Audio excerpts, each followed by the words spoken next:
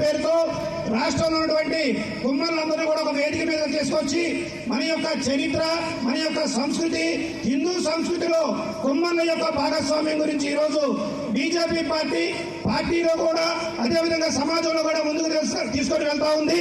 దీంట్లో ఈ కార్యక్రమంలో భాగమైనందుకు, నన్ను భాగస్వామిని చేసినందుకు బీజేపీ రాష్ట్ర అధ్యక్షులు పివిఎన్ మాధవ్ గారికి, బీజేపీ పార్టీ ఓబీసీ మోర్చా అధ్యక్షులు రంగోల శ్రీనివాస్ గారికి, గోపి శ్రీనివాస్ గారికి ప్రత్యేకంగా ధన్యవాదాలు తెలియజేసుకుంటా ఉన్నాం. నా ముందు శ్రీనివాస్ గారు మాట్లాడారు. కుమ్మరులు రాజకీయంగా ఎదిగితేనే వారి యొక్క సామాజిక గుర్తింపు అనేది ఉంటుంది. ఈరోజు ఆంధ్రప్రదేశ్ రాష్ట్రంలో ఎక్కడా కూడా చట్టసభల్లో కుమ్మరులు లేరు అనేది వాస్తవం. నేను ఒకే మాట చెప్తా ఉన్నా, ఏ సామాజిక వర్గానికి అయితే రాజకీయ ప్రాధాన్యత ఉండదో, ఏ సామాజిక వర్గం అయితే చట్టసభల్లో కూర్చోలేవో ఆ యొక్క సామాజిక వర్గాలు సమాజంలో నిదానంగా వెనకబడిపోతూ కొన్ని రోజుల తర్వాత కనుమరుగయ్యే ప్రమాదం ఉందని చెప్పి మీ అందరికీ తెలియజేస్తా ఉన్నాము.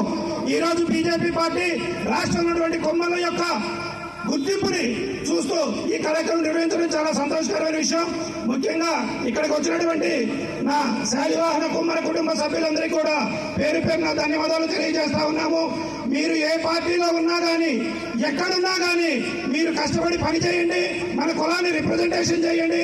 తప్పకుండా 2029 ఎలక్షన్లో కాకపోయినా 2034 ఎలక్షన్లో ఇదే బీజేపీ పార్టీ తరఫున మన వాళ్ళని చట్టసభలో కూర్చోబెడటానికి మీరందరూ సిద్ధంగా ఉండాలని అడుగుతా ఉన్నా. సిద్ధమా? కుమ్మర్లు చట్టసభల్లో ఉండడానికి మీరందరూ సిద్ధమా? తప్పకుండా మీరందరూ గ్రామీణ స్థాయి రాజకీయాల నుంచి మన శాలివాహన గురించి కూడా మీరు కంపల్సరిగా పార్టీ యాక్టివిటీస్ లో పాల్గొనాలని, మీరున్నటువంటి రాజకీయ పార్టీల్లో ఎదగాలని కోరుకుంటూ నాకు అవకాశం ఇచ్చినటువంటి పెద్దలందరికీ కూడా పేరు పేరున ధన్యవాదాలు తెలియజేసుకుంటాను. జై హింద్.